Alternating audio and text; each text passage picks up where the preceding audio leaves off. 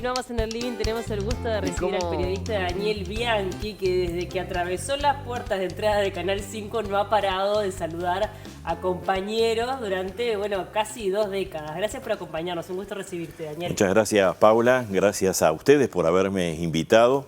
Y sí, cada vez que vengo por aquí es como una invitación a la mejor memoria, al recuerdo, como dicen los que saben, hablando del origen de las palabras, recordis, volver a pasar por el corazón, y entrañables compañeros de trabajo y amigos, claro. de esos con los que se podía hablar y confiar. Me he enterado también del fallecimiento de algunos de aquellos compañeros, o sea, son golpes a la emoción. Y sí, claro, lo que pasa es que uno pasa en el trabajo muchísimas horas del día, vos estuviste 16 años ininterrumpidos Exacto. en esta casa. Termina siendo familia, ¿no? Por supuesto. Y además, yo siempre digo, muchas de las cosas que te suceden en la vida tienen referencia en los que en ese momento te acompañaron, sí, estuvieron claro. con vos. Cuando de repente había alguien, yo o cualquier compañero que estaba, no sé, mal afectivamente, quebrado, o bien, ¿no? Es decir, son esas cosas que se comen. Es la vida, como diría el filósofo. Sí, la vida misma. Sí, señora. Bueno, repasando hoy un poco tu carrera, sé que arrancó bien jovencito en Fraiventos, que tu amor por la radio y por la comunicación, independientemente que podrías haber seguido el plan de la docencia como tus padres, dijiste, Exacto. no, yo voy a ir por otro lado. Exacto. Bueno, en mi casa se hablaba mucho de enseñanza. Mis dos viejos eran profesores. Sí. Mi papá, profesor de química y también de física, aunque no ejercía, era profesor de química. Y mi vieja, profesora de idioma español y de literatura. Y mi abuela era profesora de matemáticas y de astronomía y además era directora del glorioso Liceo Eugenio Gaudeviel. Para la gente de Fraiventos, de por allá, o quienes están por acá seguramente lo recuerdan. O sea que el tema era la enseñanza, y ni te cuento cuando aquellas épocas complicadas, ¿no? Es decir, donde la enseñanza era un mundo muy turbulento, porque yo era estudiante. Claro. Y yo era dirigente de la gloriosa Asociación de Estudiantes del Liceo y Preparatorio, AELP, del liceo. ¿Y cómo recordás ese tiempo? Porque eran tiempos complicados. Eran tiempos complicados, jodidos, para decirlo en castellano antiguo, pero fermentales también. Yo me acuerdo lo que eran las conversaciones, a veces discusiones en la mesa familiar, esa mesa familiar que añoro y que tiene tanto que ver con lo que somos como país, ¿no? La mesa grande, con la familia, estilo italiano, podría decirse, pasa que o ahí español. le haces un poco de honor a tus raíces. Claro, claro, sí, Italia y España, por un lado y por otro, latinos, para decir básicamente. Y bueno, allí se volcaba todo, porque era el momento de encuentro, el momento en que se conversaba de lo que pasaba, de lo que no pasaba. Y en aquella época, mi viejo además era bancario, trabajó muchos años en el Banco de Seguros del Estado. Y por supuesto que el país estaba en conmoción. Y la enseñanza, más allá de que Fraiventos es un pueblo del interior, una ciudad del interior, que no me escuchen esto de pueblo, lo digo con cariño, pero igual era una caja de resonancia muy intensa de todo lo que estaba pasando en este país. Y recuerdo con mucho afecto lo que eran conversaciones con mis padres, discusiones con mi abuela, que era la directora del liceo y debía poner cierto orden, y nosotros como estudiantes estábamos dispuestos a romper todos los órdenes. Y bueno, después vinieron las épocas complicadas, se desactivó toda la actividad gremial de estudiantes, pero ahí justamente, yo siempre cuento esta anécdota porque es real. Nosotros con un grupo de estudiantes habíamos armado un proyecto para hacer en radio una especie de aproximación a la sociedad, a la gente, en Fraiventos, hablando de cosas que nos parecían interesantes desde la perspectiva de los estudiantes, ¿no? Y habíamos contratado un espacio en la radio litoral de Fraiventos, y resulta que habíamos logrado 10 sponsors, sería hoy, 10 avisos, 10 amigos que tenían sus almacenes, carnicería, alguna veterinaria, que iban a poner unos pesitos para pagar el espacio. Y en el interín, cuando teníamos todo listo para salir, bueno, cayó la prohibición de que hubiese actividad de cualquier tipo, de esta índole. Entonces nos quedamos con los anunciantes pero sin el espacio, vestidos para salir. Y recorrimos todo el espinel de gente que nos había prometido su apoyo y les dijimos que no iba a haber espacio de ningún gremio, Claro. porque no había gremio. Pero si nos acompañaban íbamos a hacer un programa en radio, a título estrictamente personal. Y de los 10 siguieron. Qué bueno. Y el programa se llamó, lo recuerdo con mucho cariño, pensamos mucho tiempo para ponerle el nombre, le llamamos Emergencia. Y emergencia tenía un doble sentido, era de emerger, de salir y de la situación que estábamos viviendo. Ahí arranqué, Claro. después vinieron otras cosas, Sí. ¿no? Bueno, obviamente que también hay algo natural en vos que es tu voz, ¿no? Es como tu sello también de identidad. Creo que quien te escucha siempre te va a identificar con claridad y eso ya vino de fábrica. Claro, sí, yo... Capaz que después la trabajaste, no sé, pero... No, debo confesar que no, y está mal que lo haga porque, a ver, he tenido también el privilegio de haber compartido tiempo con docentes, trabajando como docente en algún instituto, y siempre, obviamente, recomiendo el tema de la formación, ¿no? Es decir, la formación académica Sí. es importantísimo, el trabajo de la voz. Yo, honestamente, nunca lo hice. Y te cuento además una anécdota muy, muy breve. Yo creo que sí que la voz es importante, que todo esto que técnicamente uno dice, bueno, conforma un comunicador, es importante, pero yo esto lo relativizo. Hace muchísimos años escuchaba desde Fraiventos un programa que salía por Radio Nacional de Buenos Aires, y la primera vez que lo escuché me hice una composición de lo que era el programa, y me imaginé que una de las voces era un entrevistado, pero después escuché que esa voz estaba preguntando y era Sí. la que seguía el hilo en el programa. Se llamaba Luis Benito Zamora, un tipo con una voz cascada, difónica, un desastre. Me fui a conocerlo a Buenos Aires, a la calle Ayacucho, una noche en que estaba Hermenegildo Sabat como invitado especial. Aquí, la noche oscura, quiero Sí. decir, plena dictadura. Y este señor, Luis Benito Zamora, yo era un canario que andaba con los pantalones que me los agarraba la lluvia y se me encogían, ¿te das cuenta? Bueno, me invitó a hablar con toda la responsabilidad que eso significaba.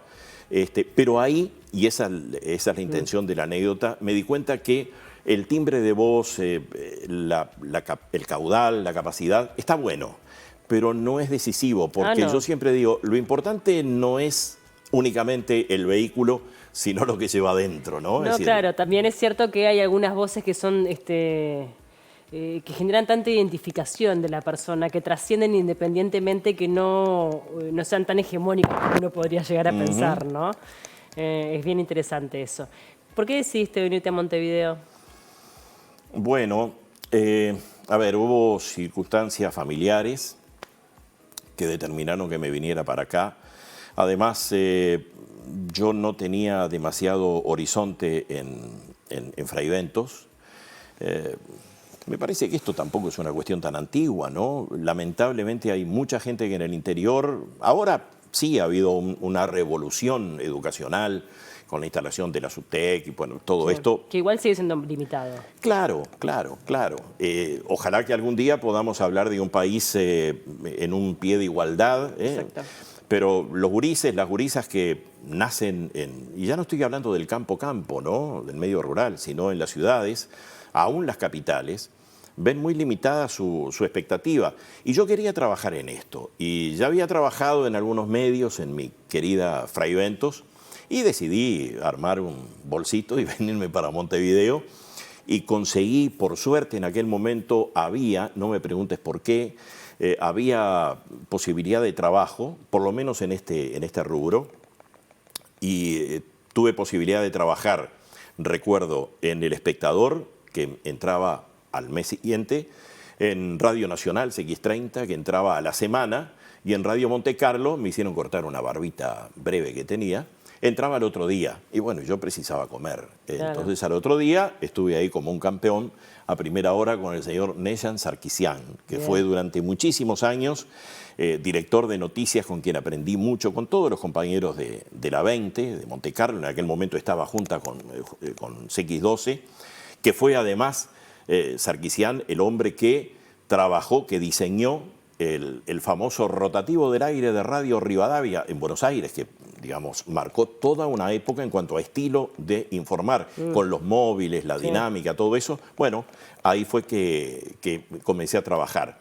Y el tema, ya te digo, por cuestiones de familia y por necesidad. Es decir, precisaba trabajar y hacer algo con mi vida, ¿no? Claro, después obviamente que sos un hombre de radio y que actualmente también continúas en ese medio, pero la televisión ocupó gran parte de tu carrera ingresando acá a los medios públicos en el 84, o sea, ya prácticamente en democracia, saliendo de la dictadura. Exacto. Y ahí me imagino que también, bueno, fue otro lenguaje, otro desafío, otra manera, ¿no? Por supuesto. Uno va aprendiendo. Yo siempre digo que está muy buena la academia, es decir, la formación, digamos, teórica, conceptual, pero está muy bueno también la fragua de la práctica. Exacto, Es decir, sin duda. y durante muchísimos años hubo profesionales uruguayos brillantes en todo el mundo y que no necesariamente eran, digamos...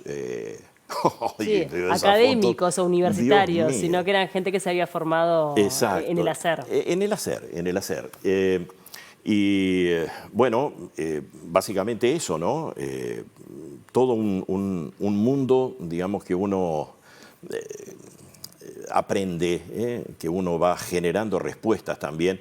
Yo creo además en la creatividad como hija de la necesidad, ¿no? Lo charlábamos el otro día en un encuentro aquí. Y creo que sí, es eso. A ver, cuando uno tiene carencias, falencias en lo que es la posibilidad de desarrollo de su profesión, bueno, es una lástima. Pero también en algún aspecto eso genera una capacidad de inventiva, de generación de escenarios nuevos, de respuestas nuevas, ya digo, de imaginería, que a veces suple la dificultad. ¿Trabajaste con libertad en tu tiempo en Canal 5? Porque viste que después empezaron a surgir, y no tan atrás en el tiempo, recientemente, bueno, algunas versiones de censuras en este medio. Exacto. Mira, yo no voy a hacer, lo charlábamos el otro día, no quiero ser candoroso y vuelvo a decir, no creo que exista ningún sitio ni ningún medio en el planeta que esté libre de presiones, de recibir presiones. Algún interés, sea de lo que llamamos el sistema político, sea de los poderes económicos, los que tienen industrias, los sindicatos, todas las organizaciones que de alguna forma se sienten, es decir, en un esquema de Estado fascista serían las corporaciones, ¿no? Pero como afortunadamente no vivimos en fascismo, aquí hay sí sectores que representan intereses, no desde una perspectiva corporativista, pero sí tienen peso. Y por supuesto que sí, y además hay formas de intentar influir o de censurar, para decir la maldita palabra, muy variada, ¿no? Desde el tonto que llama al jefe para decirle que saque a este tipo que le está molestando, que está diciendo barbaridades, hasta el que tiene el poder de manejar una pauta publicitaria que en este país, por ejemplo, el tema de la publicidad es importante, ¿no? Es lo que alimenta sobre todo al universo privado de la información. Entonces te quitan eso, las cuentas oficiales, que es todo un tema. Pero sí, yo por eso digo, yo no creo en un mundo idílico donde no exista presión. Me parece que eso es falso. Y por supuesto que hubo presiones, claro que hubo presiones. Ahora, de ahí a decir que hubo estas censuras desembosadas o irritantes, no, honestamente no. Yo lo decía el otro día también, en algunos periodos fue más desprolija esta intención de vigilar lo que hacíamos, porque además, vamos a entendernos, esto es la televisión pública, ¿no? Claro, la esto televisión es de todos los uruguayos. Es de todos los uruguayos, de todos los uruguayos. Sí. Y mucha gente que accede al poder se marea, entiende que las cosas deben ser, y en algunos casos hasta con cierta legitimidad, ¿no? Porque el razonamiento es, si el pueblo, esa entelequia, que a veces habría que, digamos, diseccionar para ver de qué hablamos cuando hablamos de pueblo, pero si yo gané las elecciones, bueno, se supone que todo lo que yo haga está bendecido por el favor popular. Y no necesariamente, digo, y en un medio de comunicación, por eso yo el otro día decía, yo insisto cada vez que tengo oportunidad, la necesidad de que se establezca un debate nacional sobre el rol de los medios públicos. Pero esto no es para, digamos, para molestarle la paciencia a la gente, ni para quitarle tiempo a intelectuales que pueden aportar, o a gente que está en el medio o en los medios, no. Pero sí a la luz de lo que son otras experiencias, como por ejemplo Televisión Española, la Deutsche Welle en Alemania, la BBC, la famosa British Broadcasting Corporation de Inglaterra, que son señeras, digo, han hecho camino que nosotros ni hemos empezado a andar. Entonces, sin extrapolar cosas que de repente nos sirven para acá, pero sí prestar un poco de atención cómo resuelven esto de un medio del Estado, de un medio de todos, de todo el colectivo, claro, y cómo se frenan estas intentonas de avanzar de los mandamases de turno. Pero sí, contestando la pregunta en concreto, hubo sí muchas, y hubo muchos abollones también, abollones en el camino, choques. Ahí también lo que faltaría es, bueno, de repente un mayor respaldo o una mayor unión por parte de los periodistas y comunicadores, como para también poder marcar allí la cancha, ¿no? Que capaz que al día de hoy no es tan fuerte como debería. ¿Sabés lo que pasa? A ver, aquí abrimos un libro bastante complejo. Nos metemos en un debate. Bastante complejo, porque es el tema de las cargas políticas e ideológicas que tienen muchas veces los grupos, las asociaciones. Sí. Entonces digo, yo veo que hay un peligroso deslizamiento hacia zonas en que siempre recurro a este ejemplo que me parece fantástico, el de la rana y la cacerola. Si vos intentás poner una rana en una olla de agua hirviendo, la rana se va a defender, morirá, pero muere peleando contra el agua caliente, ¿no? Contra el agua hirviendo.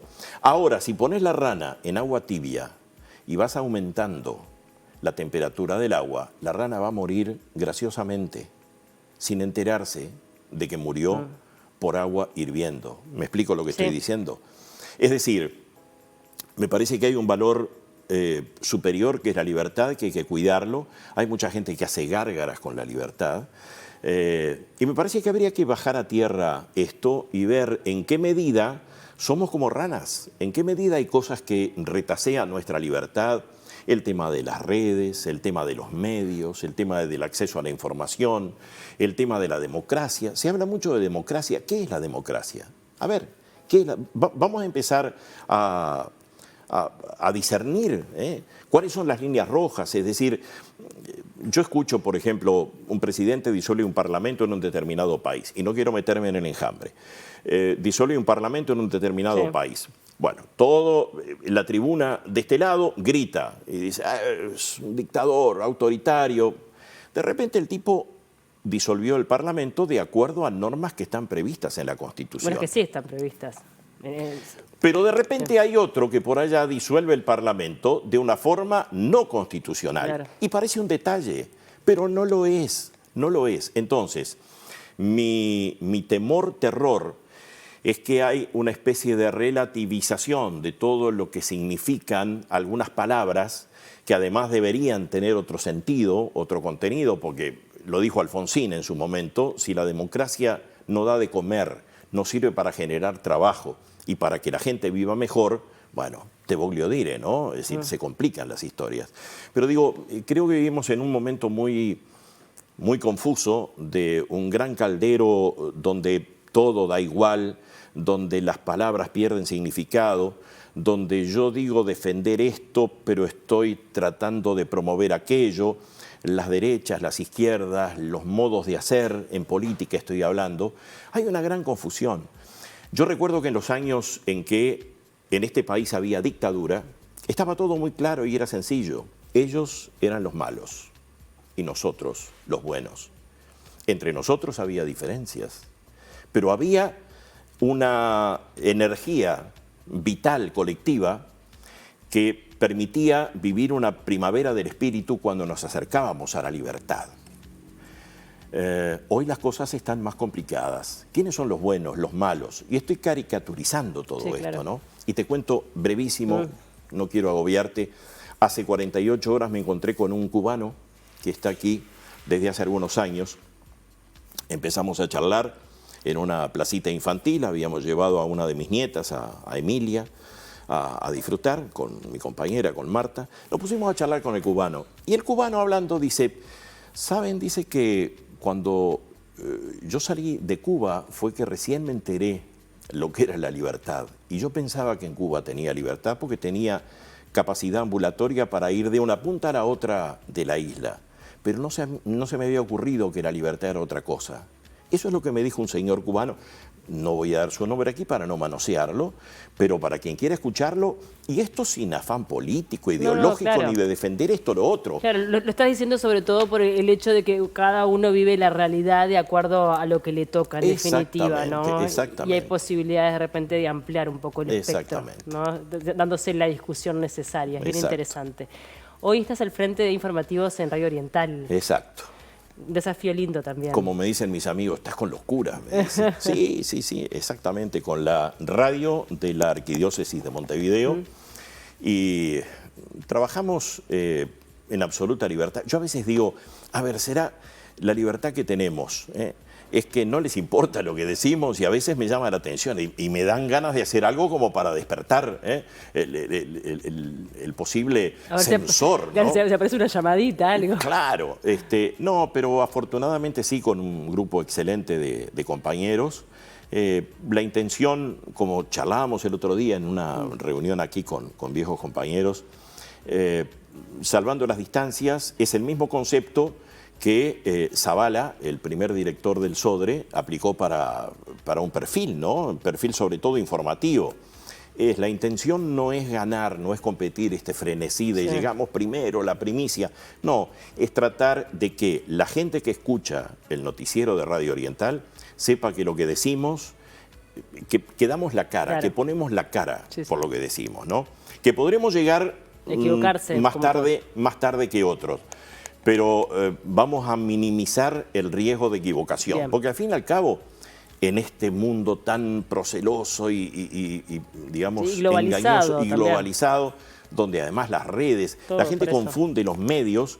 Vos cuando manejás acá información, Paula, seguramente hay un equipo de producción que te ha corroborado esto, que ha llamado a una fuente, que ha chequeado a ver si es un chanta que lo dice o no. No, y que además te chequeás también en algunos otros medios confiables. Que vos decís, si lo levantó tal, seguramente por ahí está. Y las redes son el chusmerío de las abuelitas que se escondían detrás de la mirilla cuando yo era niño y miraban a los vecinos a dónde iban, con quién salían, claro, a qué hora llegaban. Es lo mismo. Llegó haciendo piruetas venía un poco encopado. Decía. Y bueno, y las redes hoy es una manera fenomenalmente avanzada de tecnología, pero en esencia es lo mismo, es el reino del chusmerío, ¿no? De cuento esto, a ver qué efecto tiene. Yo creo que a eso se reduce la cosa. ¿Te gustaría volver a la tele? Mirá, estamos manejando en este momento, me gustaría. Tendría que ponerme más en forma, tendría que aprender ciertas cosas con humildad.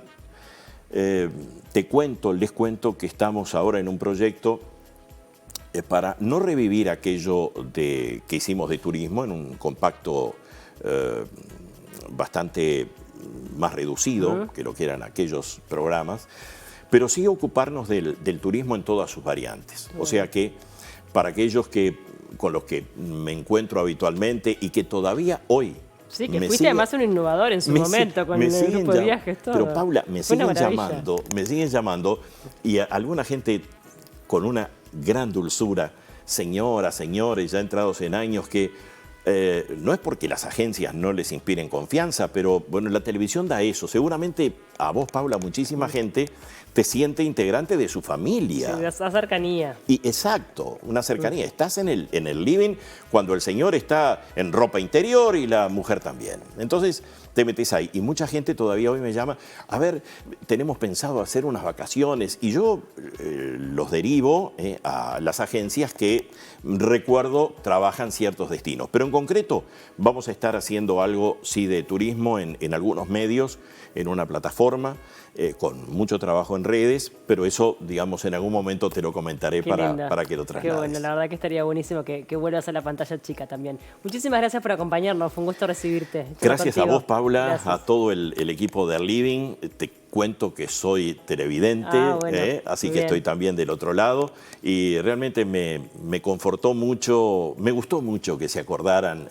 Yo creo que eso también es muy bueno. Así que, bueno, en el beso virtual a vos, el beso a toda la audiencia y a todo el equipo del programa y de esta televisión nacional. Me encantó. Gracias por el tiempo. Que y vamos pasen por muy esa bien. vuelta.